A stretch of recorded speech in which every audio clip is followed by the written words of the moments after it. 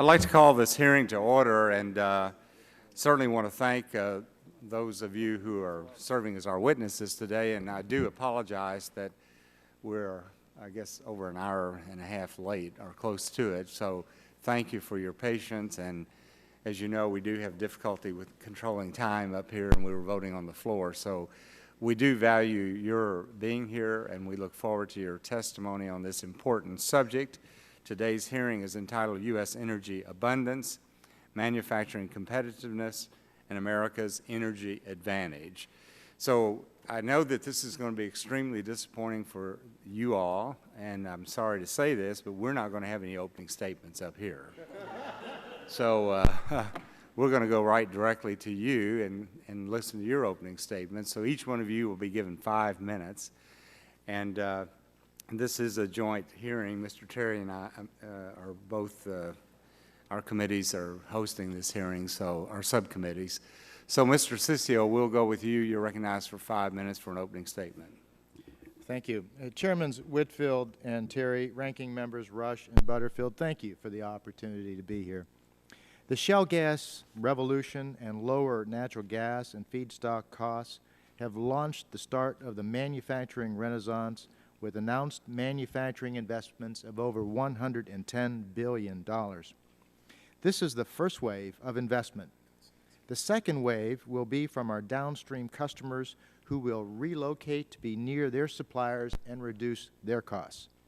The Boston Consulting Group estimates that 5 million new jobs will be created in manufacturing by 2020. Every dollar's worth of natural gas run through our manufacturing economy creates up to $8 in added value. This is a superior economic use of natural gas than exporting LNG. The $110 billion investment will also create new natural gas demand between 7 and 9 BCF a day, about an 11% increase. This is all good news. The most significant threat to the fulfillment of the manufacturing renaissance will be determined by the speed of LNG export terminal approvals and the volume of its shipments, which brings me to the key points of my testimony. Doing it right can be a win-win for producers and consumers of natural gas. Doing it wrong will result in spiking natural gas and electricity prices and an end to the manufacturing renaissance. We need to avoid what happened in Australia. IECA is not opposed to LNG exports, but warns policymakers that careless due diligence by the DOE on the public interest determination of LNG export applications to non-free trade countries is a real concern. LNG terminal approvals are for 30 years. A lot can happen in 30 years. In this regard, we are asking members of these two committees to support your natural gas consumer constituents back home by urging the DOE to do a rulemaking to establish transparent criteria for decision-making for LNG export facilities. The public trust, just as the DOE did as they dealt with LNG imports a decade ago. Domestic demand is accelerating, and LNG export demand is additive to that demand. For example, just 6 of the most likely export terminals would increase demand by 16%. The export demand would be on top of the AEO 2013 demand increase of 6% by 2020. Neither demand number includes the manufacturing renaissance of an 11% demand. Combined, this is a 33% increase. This is a huge increase in a very short time frame. And this does not include new demand that will occur from the EPA's utility MAT and EPA's greenhouse gas regulations. The public interest determination for approval of LNG exports to non-free trade countries is the law. The public interest test is really important because it is a safeguard to ensure that decisions are being made correctly and with up-to-date information. The responsibility for review of LNG export applications resides with the Department of Energy. In this regard, the DOE decision raises questions. On May 17th, in our opinion, the DOE failed in their judiciary responsibility under the Natural Gas Act in the implementation of the public interest determination for the Freeport facility. DOE cites 3 studies in approving the Freeport LNG export facility. All 3 use demand assumptions that are 2.5 years old. However, we do agree with the comments in the conclusion portion of the approval. This is a quote. "The reasons in support of proceeding cautiously are several. Number 1, the LNG export study, like any study, based on assumptions and economic projections, is inherently limited in its predictive accuracy. Number 2, applications to export significant quantities of domestically produced LNG are a new phenomena with uncertain impacts. And number 3, the market for natural gas has experienced rapid reversals in the past and is again changing rapidly due to economic, technological, and regulatory developments. The market of the future very likely will not resemble the market of today," unquote. Mr. Chairman, no one in your congressional district wants higher natural gas and electricity prices. We ask for your help in this matter. Lastly, decisions on LNG export applications need to be done on a case-by-case basis and sequenced to avoid price spikes. These are not unreasonable requests. Thank you.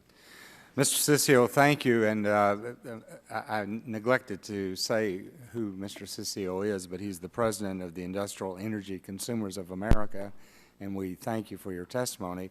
Our next witness is Mr. Dean Cordell, who is the president and CEO of AC&S Incorporated, a chemical company, and we're delighted that you're here and you're recognized for 5 minutes, Mr. Cordell. Good morning, Chairman Whitfield and Terry, ranking members Rush and Schakowsky, and members of the Subcommittee on Commerce, Manufacturing and Trade, and of the Subcommittee on Energy and Power. Thank you very much for your leadership in holding today's joint subcommittee hearing on United States energy abundance and its tie to our manufacturing competitiveness and advantage. My name is Dean Cordell, President and CEO of AC&S, a chemical manufacturing facility located in Nitro, West Virginia. Appearing on behalf of the American Chemistry Council, I am pleased to comment on the critical role that abundant and affordable oil and natural gas is playing in revitalizing the competitiveness of the U.S. chemical industry, driving enormous new investments in chemical manufacturing, and creating hundreds of thousands of new jobs in the process. We are a very small company. We have over 40 employees. We started from humble beginnings back in 1988 as a railcar cleaning facility. Over the years, we have added chemical manufacturing, and today we serve the refining, pharmaceutical, and agricultural industry in producing intermediates and finished products for them. This shale gas revolution has transformed our company. We are putting steel in the ground as we speak. We're nearing completion of a new production unit, and my focus right now on growth opportunities is certainly centered in the oil and gas industry and the downstream derivatives.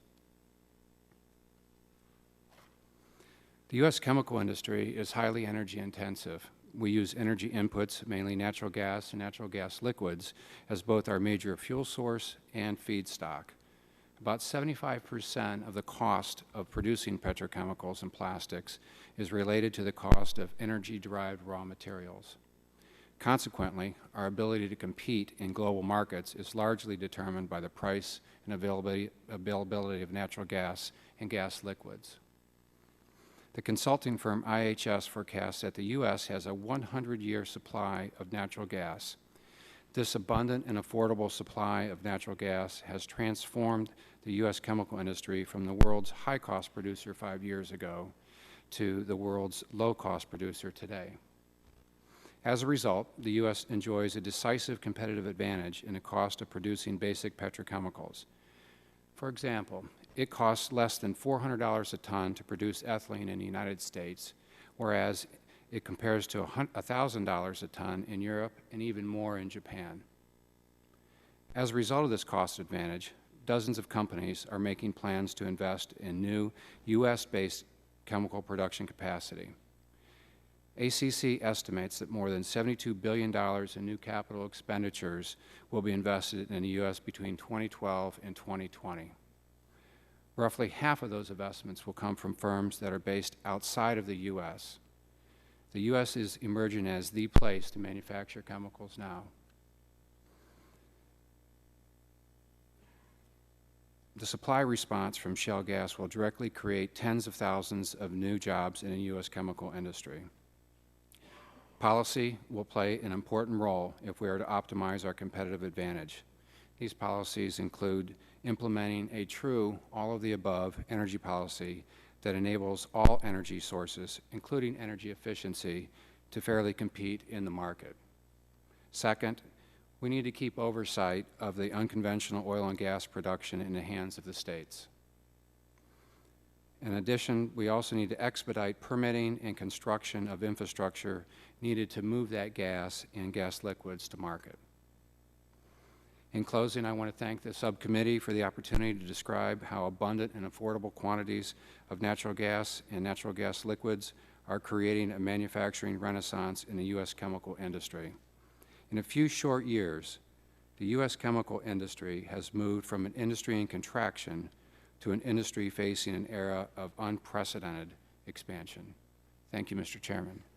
Thank you, Mr. Cordell. We appreciate that. And our next witness is Ms. Phyllis Cudno, who is the Director of the Clean Energy Program at the Pew Charitable Trust. And we thank you for being with us, and you're recognized for 5 minutes. Thank you, Mr. Chairman, and to other members of the committee. I am thrilled to be here to discuss clean energy as it relates to the energy transformation in the United States, advanced manufacturing, and our competitiveness globally. Research by the Pew Charitable Trust has shown that clean energy technologies have entered the mainstream of global energy markets. In 2012, $269 billion was invested, and clean energy deployment was a record 88 gigawatts, spurred by dramatic price declines.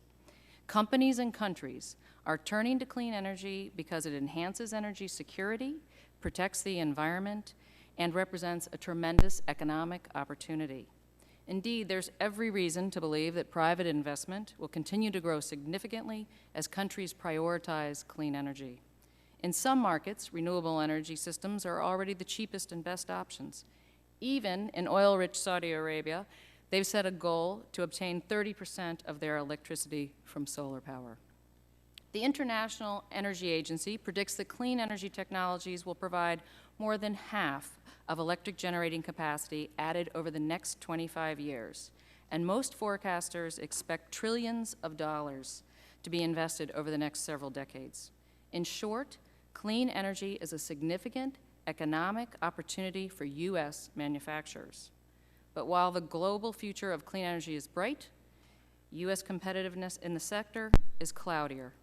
Although we lead in clean energy innovation, we are not manufacturing, deploying, or exporting these technologies as we should be. Once the clear worldwide leader, policy uncertainty in this country has had an adverse impact on U.S. standing in the sector. China now leads the world in attracting private investment, $65.1 billion in 2012. In the same year, the United States, where our investment fell to $35.6 billion. We are now in second place. Simply put, America is underperforming in the clean energy sector. Last year, Pew organized roundtables discussions in New York, in Ohio, in Colorado, in Georgia, in Mississippi, and in Washington, D.C., with clean energy industry leaders in the areas of finance, manufacturing, innovation, and deployment. They identified 3 key challenges facing the industry and 6 policies for overcoming them. These challenges are policy uncertainty. This was described as the overriding impediment to clean energy investment and progress. The boom and bust nature of U.S. clean energy programs makes it hard for companies to succeed and develop the supply chains and business models they need. International competition was second. It's a tough time for producers with fierce competition and worldwide oversupply. We should expect some bankruptcies and consolidation to occur as they have characterized every emerging sector, from automobiles to computers. But over the long term, this will result in a stronger, more efficient, and cost-competitive industry. Tight credit markets are a third challenge. While not unique to clean energy, it's difficult to raise the capital needed to grow businesses and scale up technologies. Now, Congress has numerous options for addressing these challenges and bolstering U.S. competitiveness. Our roundtable participants identified 6 priorities for you all to consider. First, set a clear, consistent, and long-term goal for the deployment of clean energy, thereby providing the certainty needed for inventors to invent, investors to invest, and manufacturers to produce. Second, support energy R&D at higher levels and continue recent initiatives like ARPA-E and Energy Innovation Hubs in order to maintain the pipeline of ideas and innovations for driving down the cost and ratcheting up the performance of advanced energy technologies. This is critical to U.S. competitiveness. Third, renew the production and investment tax credits for a few more years. Congress has provided incentives to incumbent technologies. The 4 permanent tax incentives in the code are for oil, gas, and nuclear power. Our industry participants would welcome a multi-year but time-limited extension of clean energy tax credits to help ensure full market maturation. Fourth, level the playing field by addressing the barriers that impede industry progress.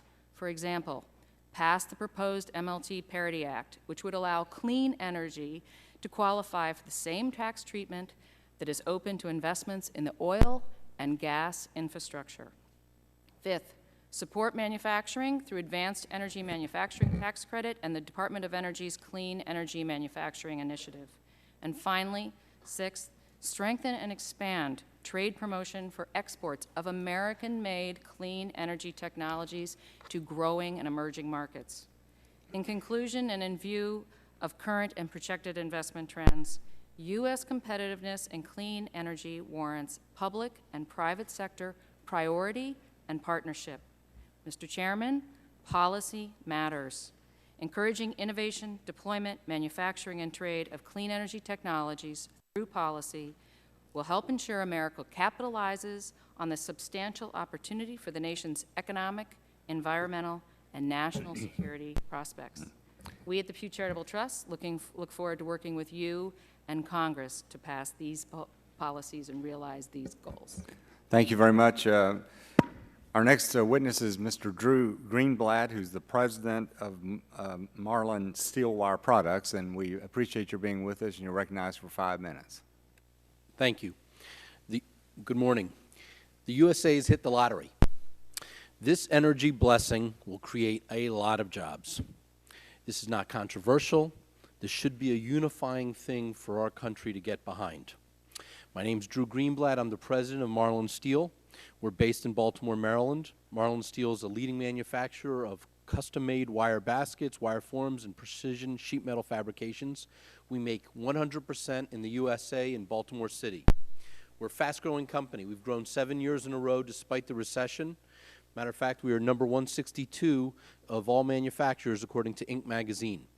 We used entirely recycled steel, and we export, and this is pretty cool, to China. We make it all in Baltimore. We use steel made in Illinois, made in Pennsylvania, and the thing I'm most proud about is that we've gone 1,650 days without a safety incident. 20% of my employees are mechanical engineers, and we succeed through innovation, investment. We have a wonderful team. I'm representing today the National Association of Manufacturers. 1 in 6 private sector jobs are in manufacturing. These are great jobs, $77,000 a year on average, including benefits, and this is much better than the average American employee makes. I bought Marlin Steel in 1998. We had $800,000 in sales and 18 workers. Last year was our most successful year ever. We had over $5 million in sales, and now we employ over 29 people. One of the primary reasons for this growth is because of domestic energy production and these lower energy prices. There's been a lot of talk about economic growth out in the shale boom in North Dakota, Ohio, Pennsylvania, Texas, but this is starting to impact and trickle down to places that are not generating oil and petroleum, places like mine. Manufacturers across the country are benefiting from these lower energy prices and this increased industrial activity. We fulfill many orders that ship to the gas industry. How has the boom helped us specifically? Two ways. Number one, lower costs. We are paying less money for the energy to heat the factory, for example. We're paying less money for powder coating. So we're more competitive when we compete head-to-head against China, when we compete head-to-head against Japan and Germany and Canada. The second way is that it's increased our revenue, higher revenue. Higher revenue means more jobs. We're selling material handling solutions from steel wire baskets and sheet metal products to Schlumberger, Halliburton, Timken, Caterpillar. This is what's propelled our growth. We're also aware of recently President Obama visited one of our colleagues a mile away, Ellicott Dredges. They are doing great because of the boom as well. They're making dredges for the Canadian oil sands. Think about it. There's a new steel pipe plant being built in Youngstown, Ohio. When was the last time a steel mill's been built in Youngstown, Ohio? Something is going on, and it's great, and we should be embracing this. For us, what happens is we hire unemployed local steel workers. We buy more robots. One of our robot makers is in Chicago. A second one is in Connecticut. We buy our steel from Illinois, from Indiana. We buy our steel from Pennsylvania. So we're all in it together, and we're all growing together because of this wonderful fortune our nation is blessed with. In conclusion, abundant, low-cost energy is changing the landscape of the global marketplace. It's well positioning us U.S. manufacturers for years to come. We're increasing production, we're expanding our employees, we're hiring more people, and these workers are buying things, and this is having a positive ripple effect throughout the economy. With continued production and the right policies in place, U.S. manufacturers will continue to be the drivers of economic growth and prosperity. Thank you. Thank you very much, Mr. Greenblatt. And our final witness today is Mr. Andre de Ruyter, who is Senior Group Executive for Sasol Limited. And thank you for being with us, and you're recognized for 5 minutes. Chairman Whitfield, Chairman Terry, Ranking Member Rush, Ranking Member Schakowsky, members of the committee, thank you very much for the opportunity to be here today and present testimony. It's an honor. Sasol is an integrated international energy and chemicals company. We employ about 34,000 people in 38 countries worldwide. We operate large-scale fuel and chemical plants throughout the world, and we are listed on the Johannesburg and New York Stock Exchanges. We are not a stranger to the U.S. We have been doing business here for the past 20-odd years. We have headquarters based in Houston. We have also operations in that city, and furthermore operations plants in Arizona, in Louisiana, and also in the state of California. The U.S. and Louisiana in particular offer a business-friendly climate with a predictable regulatory structure. More importantly, though, the U.S. shale gas revolution has created attractive opportunities for Sasol's investment into the U.S. market. Sasol is uniquely positioned to monetize U.S. natural gas through our gas-to-liquids, or GTL, technologies. And consequently, Sasol announced in December 2012 that it was going to move forward with the next phase of investing in a world-scale ethane cracker and gas-to-liquids facility in Westlake, Louisiana. It is estimated that the combined investment comprised by these two projects will amount to between 16 and 21 billion US dollars. This will make it one of the largest foreign direct investments into manufacturing in the U.S. in history. The ethane cracker is anticipated to produce some 1.5 million metric tons of ethylene per annum, with associated downstream ethylene products produced, and the GTL plant will be producing gas to liquids diesel as well as associated chemical products. While natural gas is a major energy source for global power generation, it has up to now lacked the versatility to address transportation needs. With our proven GTL technology, we can fundamentally alter the chemistry of natural gas so that we can convert it to approximately 100,000 barrels per day of gas to liquids diesel for use in transportation, thereby maximizing in-country value add. And this contrasts with the technology of LNG, which essentially repackages natural gas for export to other countries as a form of energy. Unlike other alternative fuels, GTL diesel is fully fungible with conventional diesel and requires no adjustment to engine technology or to distribution infrastructure.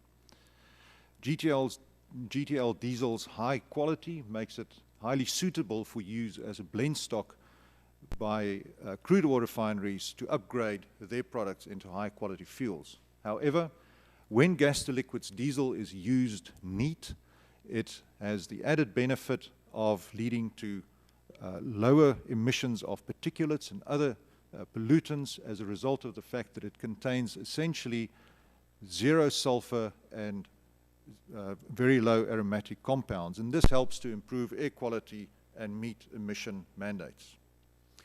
Although this GTL gas to liquids facility will be the first of its kind in the US, it's important to emphasize that this is not an experimental technology. This is not new. Sasol has been manufacturing fuel using essentially the same technology for more than 60 years.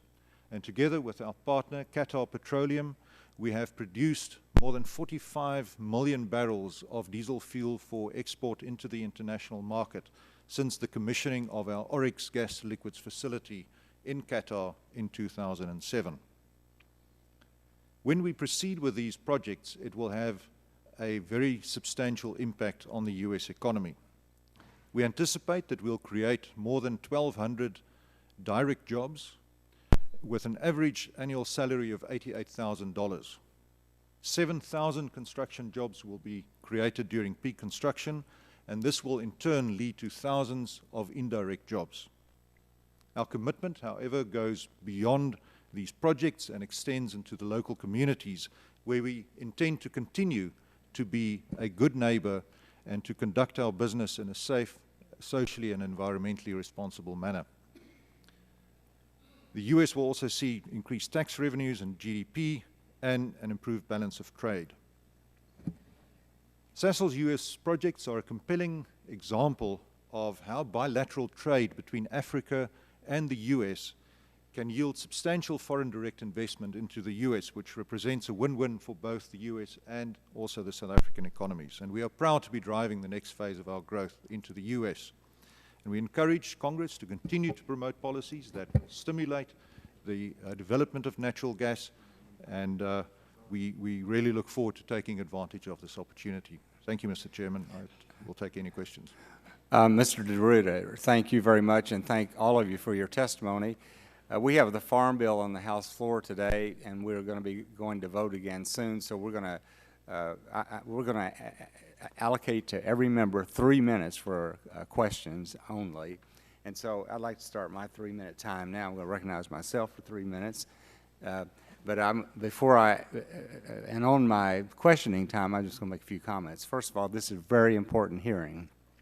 We're seeing this renaissance of manufacturing in America, and we know that it's caused primarily because of low-cost energy that's come about of the shale gas and shale oil finds that we've recently had. So in order to keep this going and to address the job and the sluggish economy we have in the U.S., and I noticed today the Federal Reserve Board yesterday, I guess, said they're going to kind of stop our easy money policy.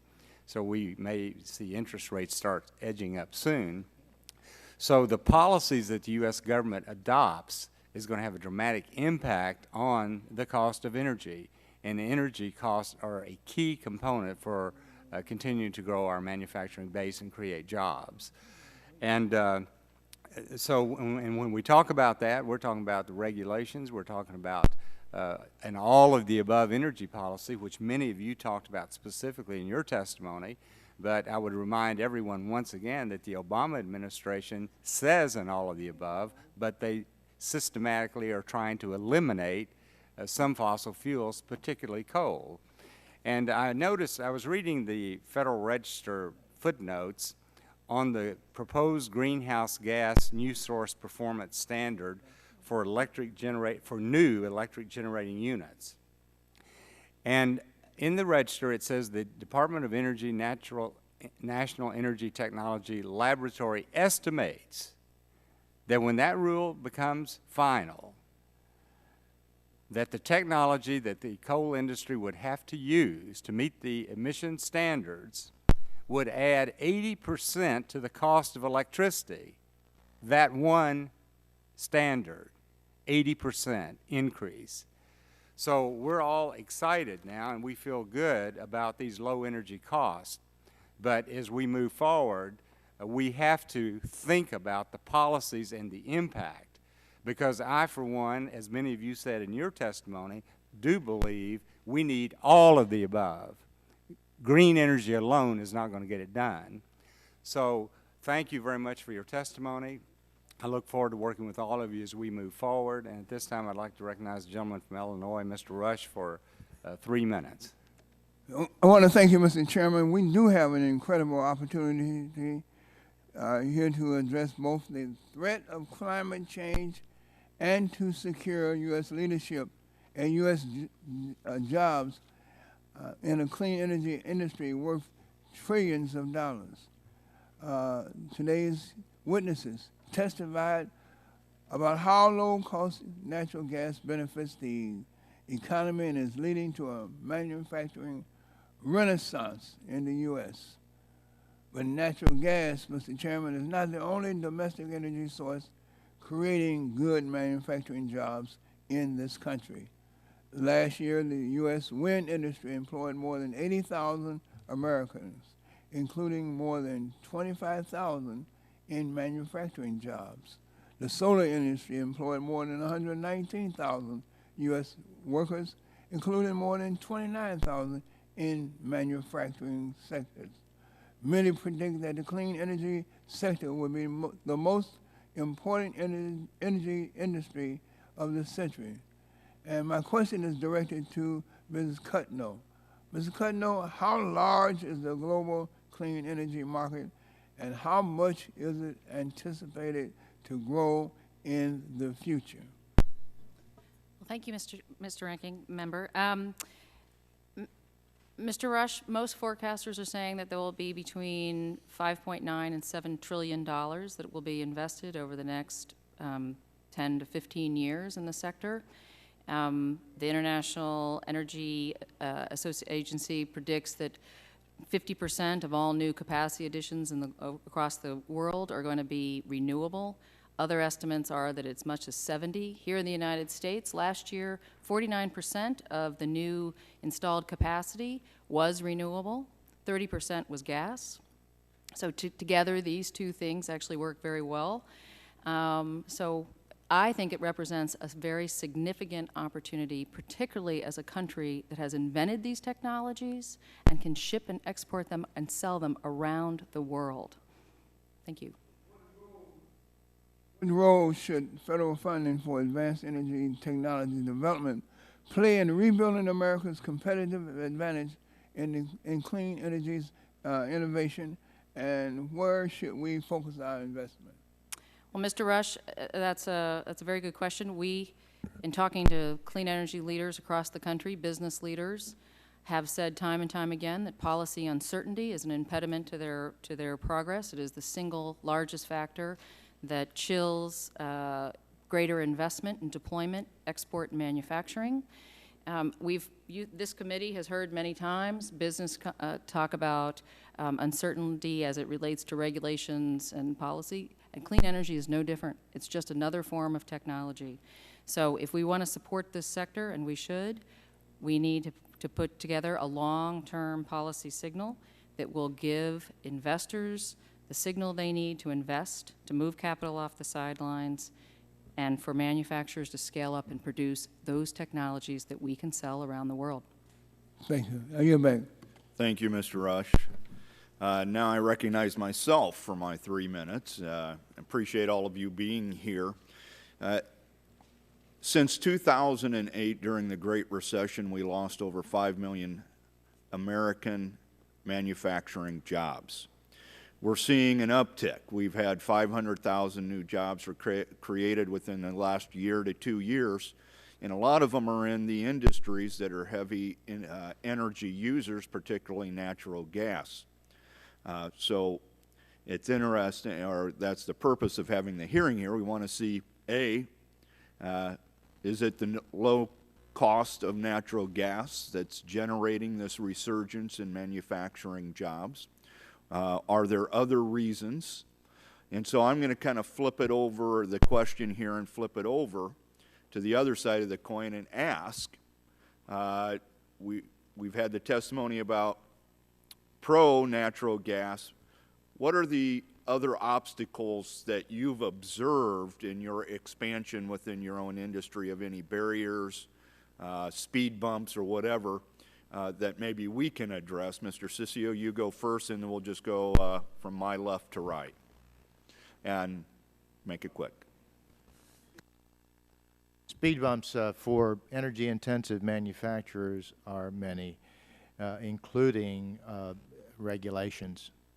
Regulations, for example, the industrial boiler mat, hugely expensive.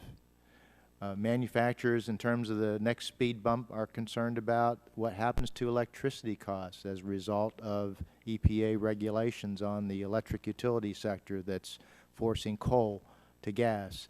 But the costs of those environmental regulations all get pushed on to us. In the future, regulations of greenhouse gases. Mr. Cordell. Well, just to echo the previous gentleman, I think regulations are an important part of something that we need to address. Drilling permits on federal lands, onshore and offshore, we need to make sure that those are expedited and streamlined, as well as leaving the regulations of the extraction to the states. Thank you. Do you have anything?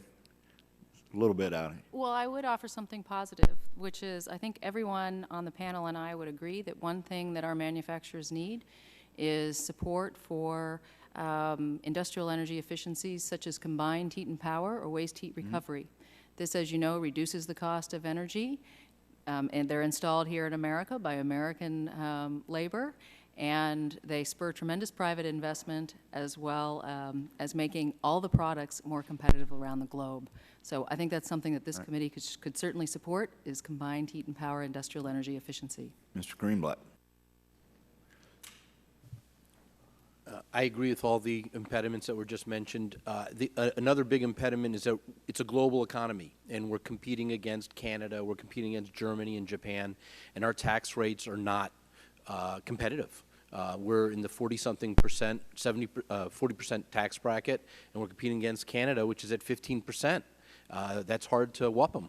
We need your help to get a level playing field so we can grow jobs in Baltimore. Mr. DeRuyter, I'm going to cut you off because my time is gone, but I'm only doing so because I know Mr. Scalise is very anxious to just talk to you. At this time, recognize the gentlelady from Illinois for her 3 minutes. Thank you, Mr. Chairman. I wanted to ask you, Ms. Cutno, there's been a lot of talk about all of the above, but in terms of federal investment, how do clean energy technologies compare to fossil fuel investments? Well, we've seen that that certainly for incumbent technologies, there are permanent tax incentives in the code. Some more than 100 years old, some more than 50 years old. By contrast, the investments or the tax incentives we've seen for clean energy technologies have been episodic at best, uncertain, and certainty is a word that everyone on this panel has said is critically important. Leveling the playing field, reducing barriers, all these issues apply for clean energy as well. So we need to have the same assurances for clean energy as we do for the incumbent energy technologies. Thank you. I just want to use my remaining time in saying that this panel actually frightens me a bit. and the discussion frightens me a bit. There will come a time in the future history not yet written of our planet where we say, whoa, when we had an opportunity to move toward clean energy, not just for the competitiveness of the United States or for the advantages of manufacturing, but for the ability of human life to survive on our planet, that we had an opportunity to really do something about this in a significant way.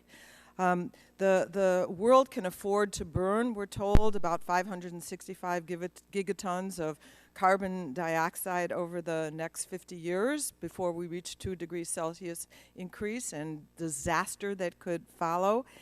And we already have, in terms of proven coal and oil and gas reserves, about 2,795 gigatons of carbon dioxide. In other words, about 5 times as much as we can actually afford to put into the atmosphere.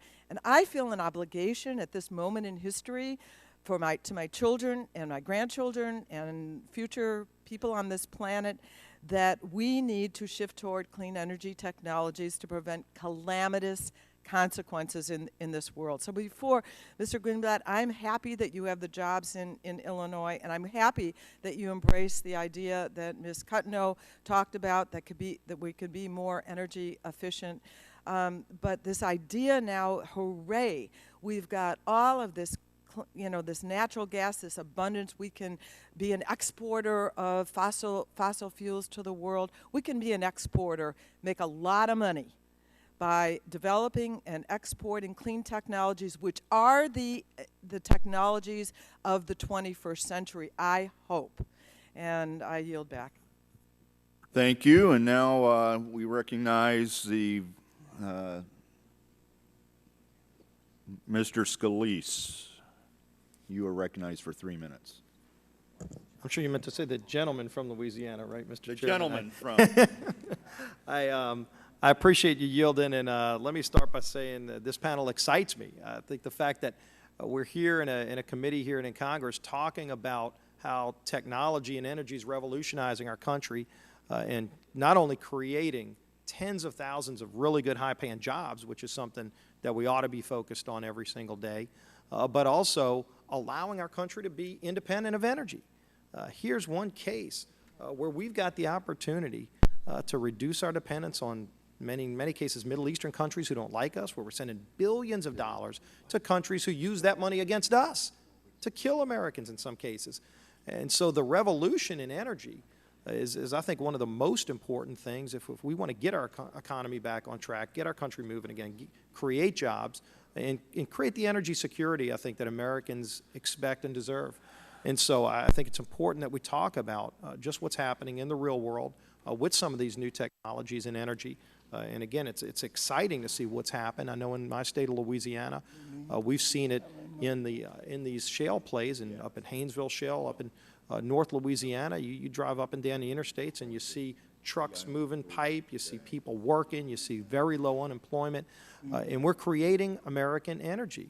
And again, I mean, if we want to have an economy, if we want everybody to live in squalor and poverty, then we'd go with the old economy. If we actually want to create jobs and manufacture, make things in this country so that we can create jobs and increase everybody's lifestyle, not just in America but in other countries, it starts with energy and safe and secure energy, and that's what this is all about. And so I want to shift it over to you, Mr. DeRuyter. Following the lead from my distinguished chairman, Mr. Terry, and he knew I had a number of questions, but I want to first thank you for the commitment that you've made to Louisiana and to America, because you could have put this plant, this liquefaction plant, the cracker, in another country too. You decided to do it in America. $21 billion of investment. Those are great jobs, over 1,000 jobs. And when you see what this all can do for our country, I want to ask you about the process right now. How is it going, and are there any impediments that are placed before you in the regulatory process that Congress can help remove so that you can get these jobs created quicker, so you can create this energy in America quicker? Thank you, Mr. Scalise. I think the two potential impediments that we see is, as some of the other panelists have remarked, is the need for regulatory certainty. We need to have a stable regulatory regime that is predictable and that we can anticipate to remain stable for the long term. Once we have that, I think we will be in a very good position to make these very large investment decisions. I think as well what would be very useful is, to the extent that we are dependent on various authorities for the granting of permits, we would like our applications, and I must stress that we're not asking for any waivers or exemptions. We intend to fully comply with all of environmental legislation, but we would like our permits to be considered and approved to the extent that they comply in an expeditious manner. I think those are very reasonable requests, and we're fighting in this committee to try to create that certainty so that your company and so many others throughout this country can go and create those jobs and create that American energy. So thanks for what you're doing, for all of you on the panel, and I'm happy to go back to balance my time. Thank you, Mr. Fleece, or the gentleman from Louisiana. At this time, the chair recognizes the full committee ranking member, Mr. Henry Waxman. Gentleman from California is recognized for 3 minutes. Thank you very much, Mr. Chairman. The United States pioneered many of the clean energy technologies being deployed around the world today. But in 2012, China attracted more clean energy investment than any other country. In the United States, private investment in the clean energy market actually fell. The clean energy technology market will be pivotal as the world moves toward a lower carbon global economy. It seems like the United States, once a leader in this market, is losing ground.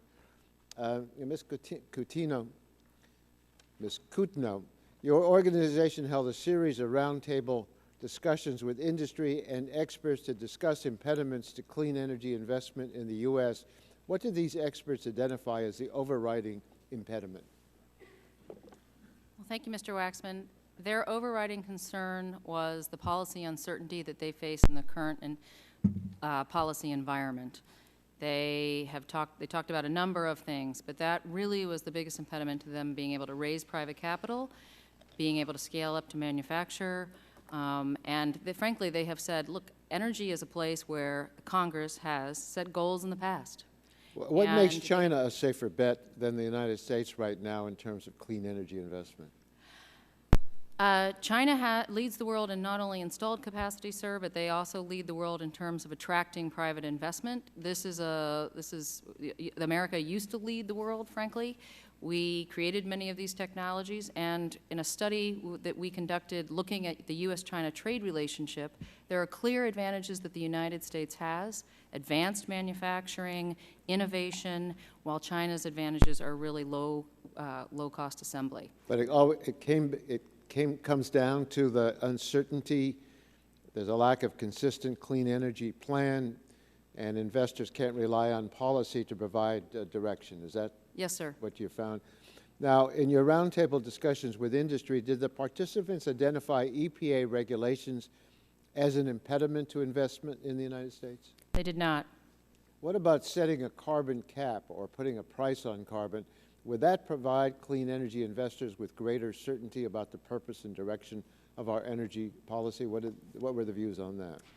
That is certainly one policy that would provide certainty, sir. That's one. What else? Well, setting some kind of a clean energy or renewable energy standard, opening up private pools of capital to clean energy the way that oil and gas can capitalize on them. This is master limited partnerships or real estate investment trusts. Certainly providing longer-term tax incentives to the production tax credit or the investment tax credit, the same kind of certainty that we've given to other incumbent technologies. And then investing, frankly, in energy R&D. As you know, this country has invested significantly in defense and health, but energy R&D is woefully low. Thank you very much. Thank you, Mr. Chairman. Thank you, Mr. Waxman. Now the chair recognizes the gentleman from Kentucky, Mr. Guthrie. Thank you, Mr. Chairman.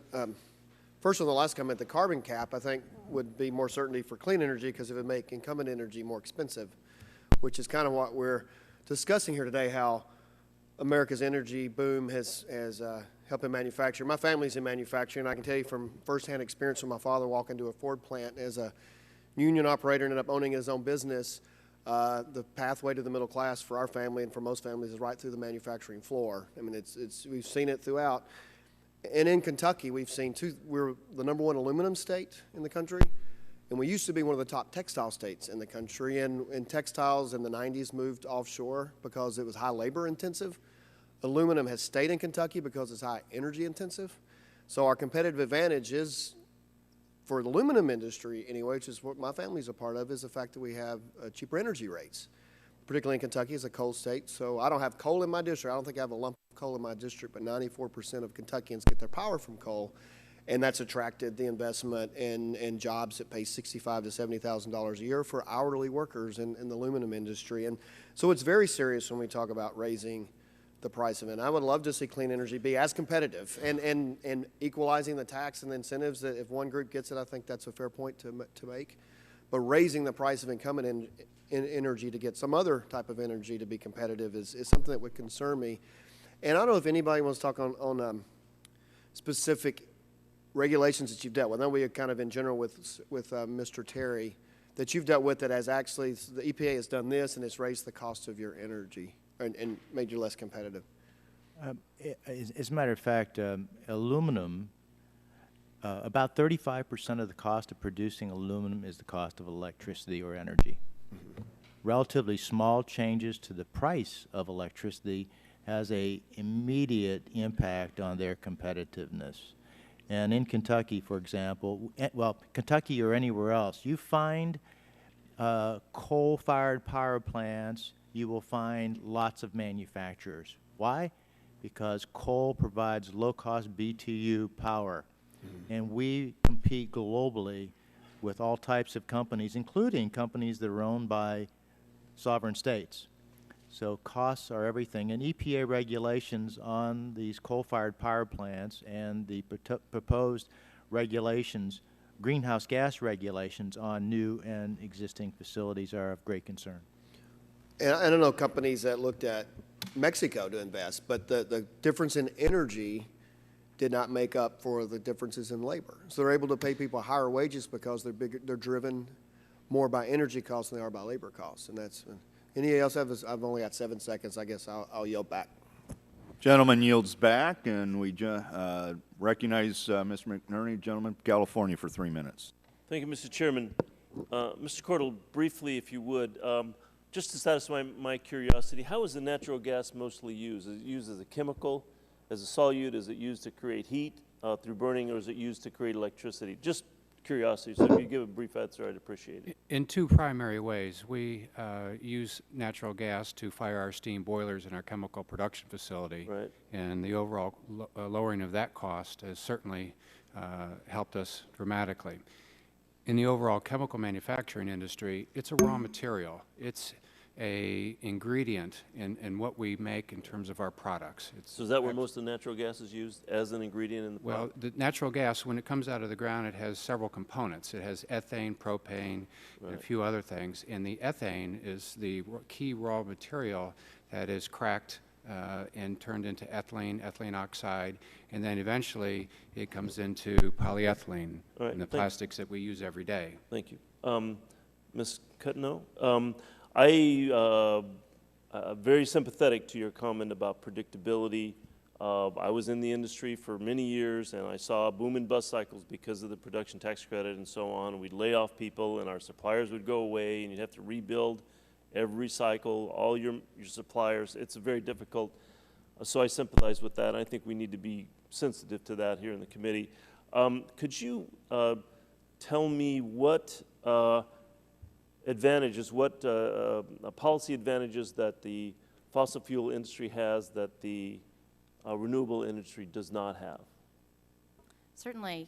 A couple of things. One, they have enjoyed the benefits of permanent tax breaks or tax incentives in the tax code. Specifically?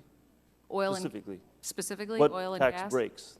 Tax incentives for oil and gas has been more than 100 years, for nuclear power. What do the incentives look like? What specifically do the incentives look like? In total, more than $500 billion, No, I mean, or what some estimates have been. What do they look? What form do they take? What do the incentives look like? They take the form of tax incentives. Right, are Sorry. they production tax incentives or are they depletion? Yes, yes, I'm sorry, for exploration, for extraction, yes. Andre DeRuiter, on the GTL process, what's the energy balance of the GTL liquids? That is energy in your product divided by energy into the process and energy in the natural gas. What's the balance look like? Thank you. So we use about 9.5 BCF per day to produce 100,000 barrels of diesel per day.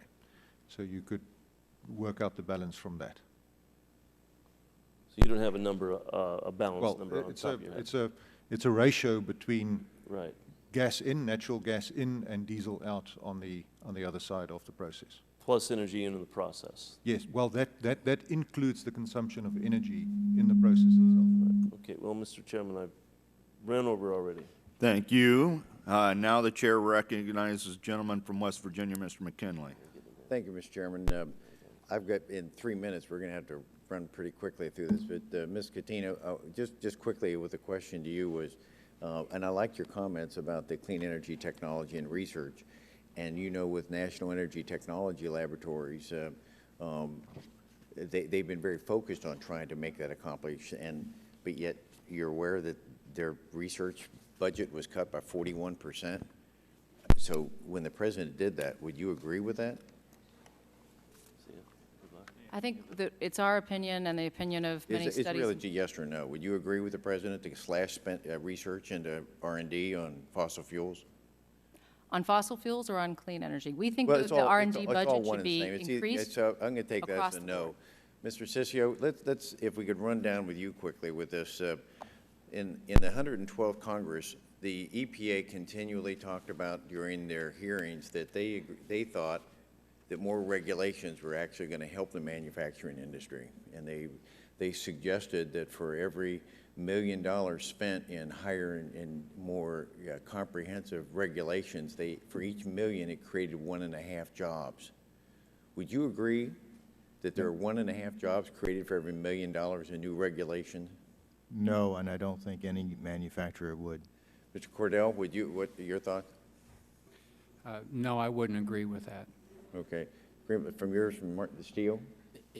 It would be a big job loser. Thank you. How about from Sassel? No, I can't support that statement. I'm sorry? I cannot support that statement that it will create more jobs. Okay. But back also in uncertainty, we were trying to find a level of certainty. I agree. As a small business owner myself, we were always searching for that. But now we have the issue of Obamacare coming upon us in our manufacturing. And Mr. Cordell, with 40 employees, you're faced with, if you cross over 50, you're going to be meeting new guidelines or new requirements. How is your company adjusting to Obamacare? Well, certainly the cost of health care has gotten to the point where it's been very difficult to make ends meet. I think right now a family plan costs over $3,000, and our company carries about 80% of that on behalf of the employee. And we've been seeing anywhere from 10 to 30% increases on an annual basis. I met last week with our insurance company for our union side. We employ steelworkers, and they're frustrated because they don't even have the rates Weren't for the we told exchanges. it was going to decrease insurance costs? Well, I don't know how that relates to Obamacare, Mr. Congressman, but I can just tell you from my experience that health care costs in general have become very difficult on a small business. My time's expired. I'm sorry. Thank you very much. Thank you. The chair recognizes the gentleman from Maryland for his 3 minutes. Thank you, Mr. Chairman. I want to thank the panel. I want to acknowledge Drew Greenblatt, who has a very successful business that he's described in Baltimore, and we're very proud of the work he's done in manufacturing. There's a lot of issues that are packed in here, and of course we have less time than usual to address them all, but the boom in natural gas exploration and production, of course, is presented as a real opportunity. everything's relative when it comes to energy and the impact it has on our economy and on our public health and so forth. So I had embraced the idea that natural gas is an important bridge from traditional fossil fuels, so dirtier fossil fuels, towards a clean energy, renewable energy future. The challenge is that the boom has produced now a scenario that is being embraced by many, that this is sort of the end of our problems, that it will allow for you know, ultimate energy independence for the country, and we may be less motivated to get across that bridge now to the other side in terms of a renewable energy portfolio and future. So I think that's where some of the anxiety from the boom comes from. Having said that, I certainly appreciate that the manufacturing sector sees a real benefit in the lower prices that are being generated from this, and maybe as between having those prices increase because we turn to an export strategy for that versus having them increase maybe because we move to some better way of capturing the impact of that on our environment, or we put more safety standards in place with respect to the industry. I guess most would choose the former. But let me ask you, Mr.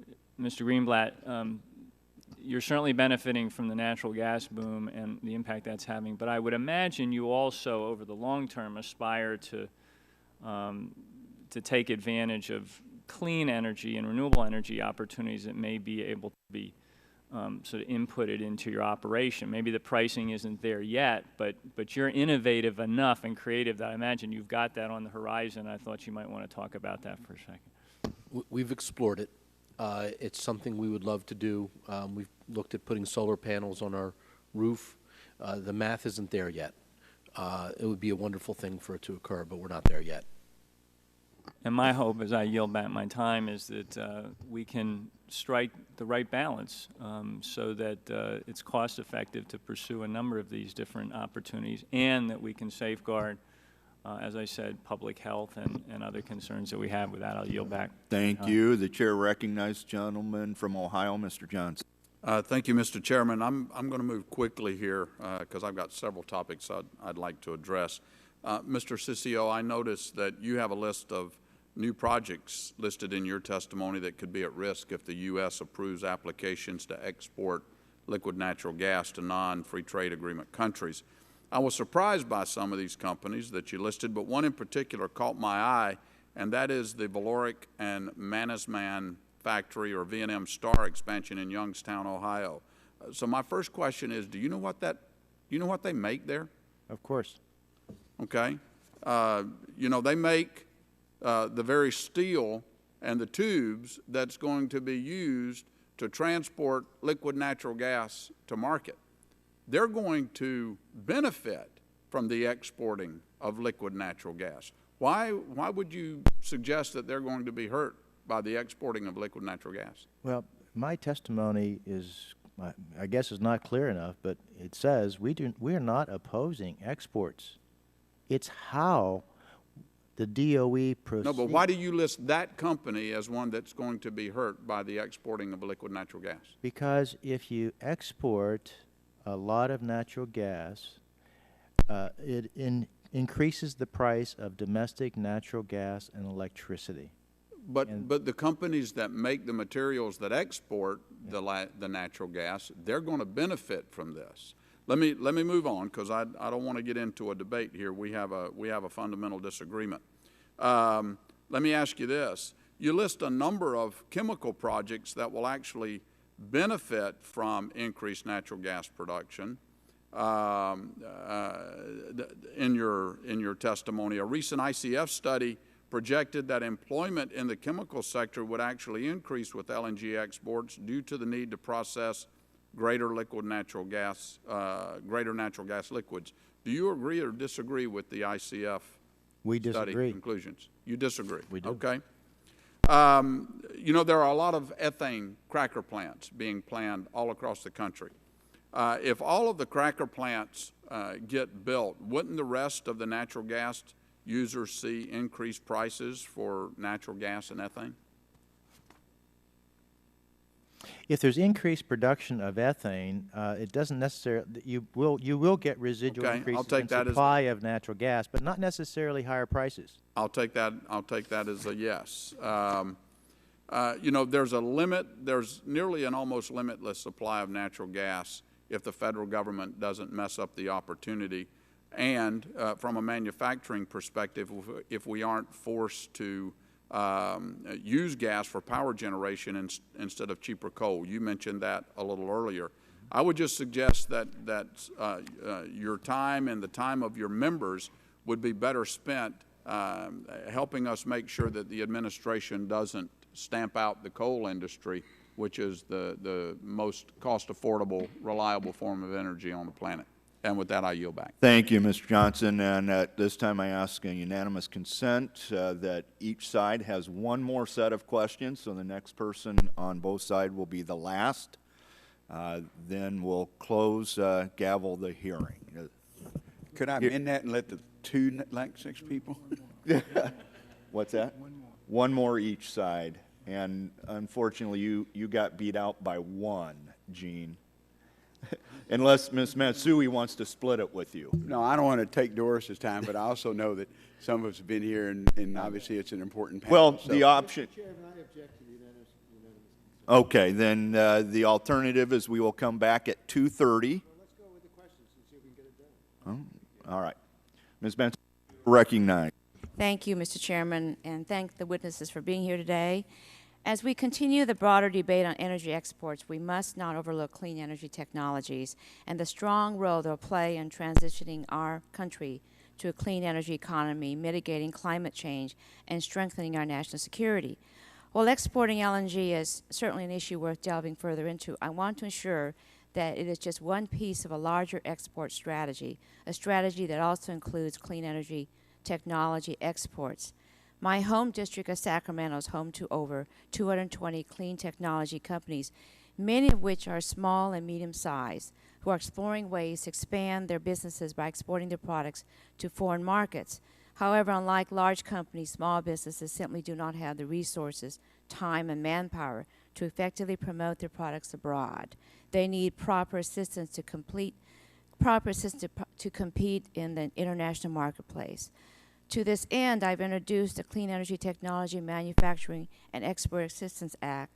This legislation would create an export assistance fund to help clean technology manufacturers navigate foreign markets. Additionally, it would develop and implement a national clean energy technology export strategy.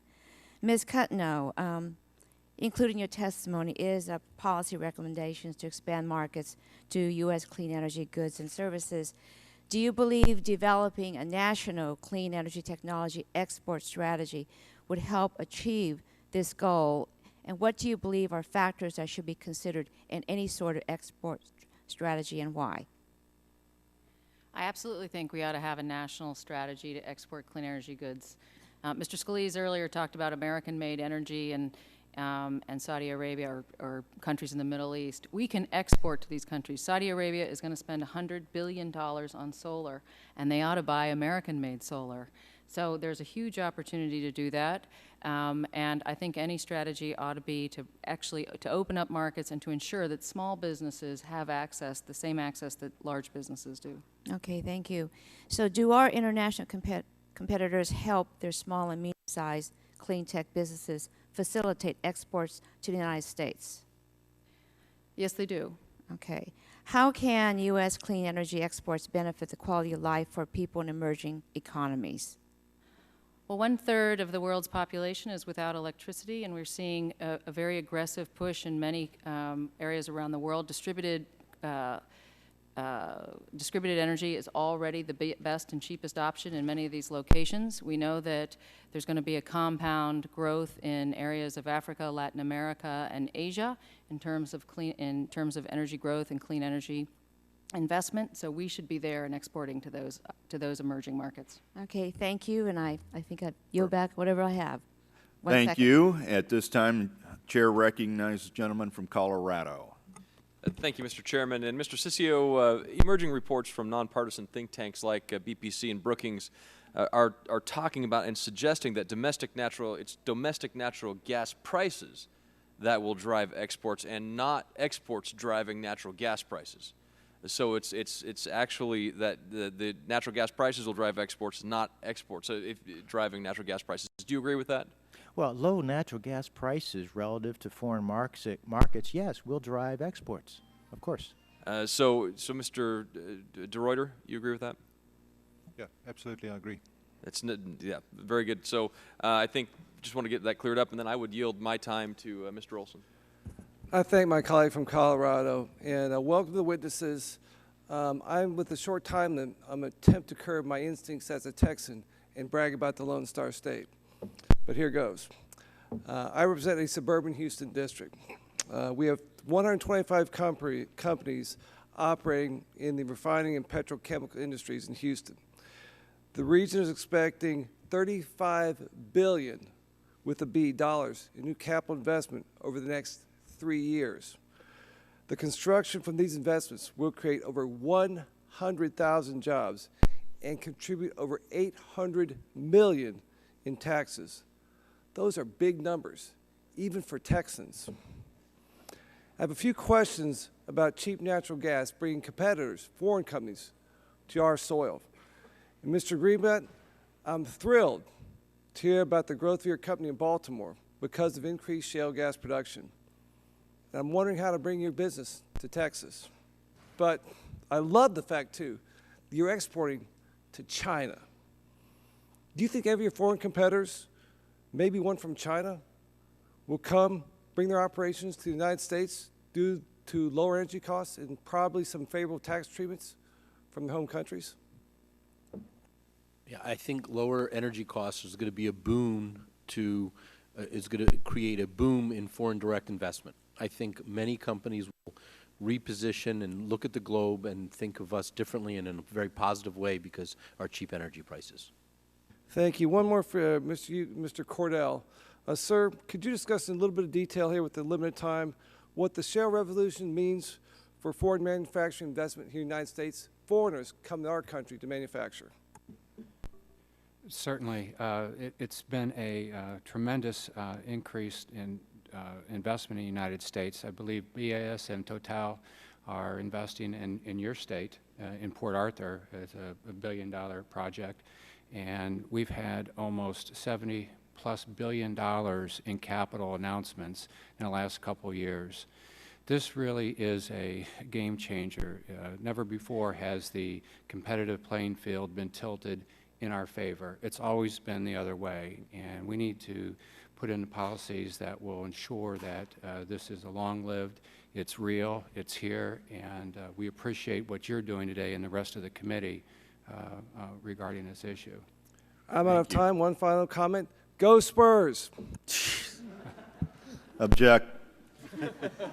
Gentleman from Texas, another prideful Texan.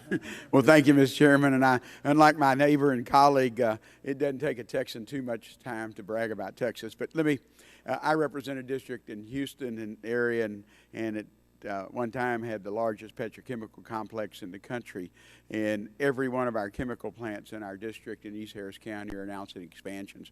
And I know on the list that Mr. Ciccio was one of them, Petrologistics, that took a mothballed chemical plant in our district and because of the propane coming off the Eagle Ford. And they were serving literally the market in the Houston area, but last year they contacted me and wanted to know what they could do, get a carbon permit, because state's not issuing them in Texas. They have to go to EPA because they wanted to double their capacity and get in the international market.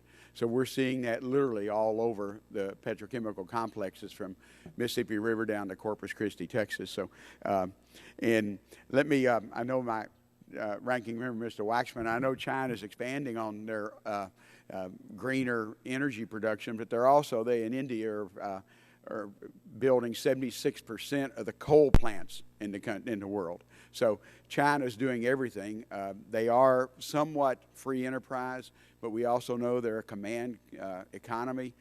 And So they can do things that we have to deal with, typically with free market or with government assistance on a limited basis.